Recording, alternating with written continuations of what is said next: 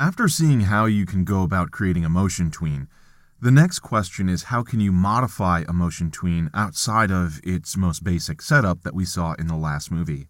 I'm working with a document called edittween.fla, which is available inside the Chapter 5 folder. What I'd like to do here is just create a motion tween. We have this car up here in the top right-hand corner of the stage. Let's come down to this first keyframe and right-click or control-click and choose Create Motion Tween. Now, as you know, that will extend out the timeline to frame 24, waiting for a property keyframe. So we can set up a property keyframe by selecting the car and clicking and dragging it somewhere else on the stage. And of course, that creates the path. And if we want to modify the path, if we place our cursor on top of it, we get that curved line, meaning if we click and drag, we modify the path. But there's other things that you can do to modify the path.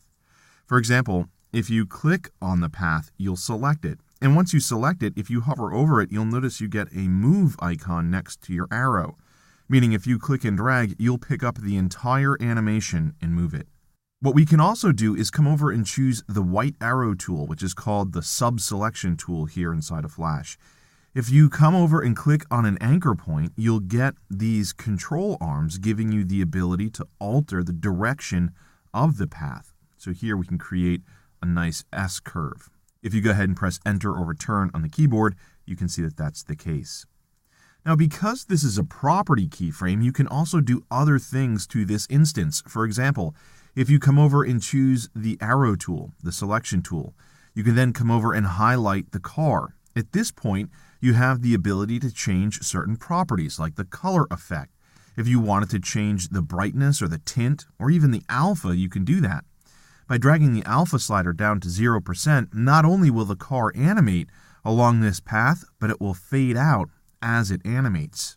In this case, we don't want it to fade out, so I'm going to go ahead and select the instance and set the style to none. But something that you can do is you can come over and choose the Free Transform tool, and you can do something like change the scale of the car. Maybe you're going to decrease it in size. So not only will it animate along the path, but it will also change its scale. Now, if you come over and select the tween, and you can do that by just clicking on some of the frames here, and you can see that they're highlighted, but furthermore, if you come over to the Properties panel, you'll see you get options for that motion tween. Of course, you have the easing options that you had available to you when working with shape tweens. You can ease in and ease out. Notice you can also rotate the animation. So here we can specify one time, which means it will rotate 360 degrees one time clockwise.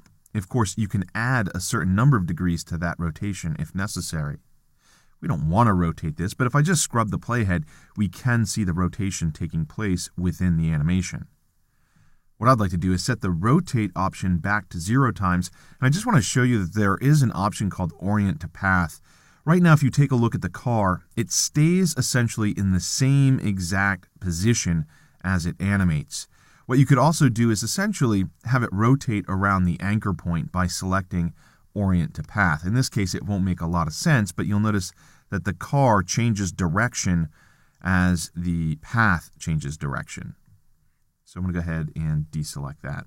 So there are options for you when it comes to changing the motion tween after you set it up. You can change the location of the animation, you can change the direction of the motion path, and you also have rotation options, and of course you can change various properties of the instance throughout the animation.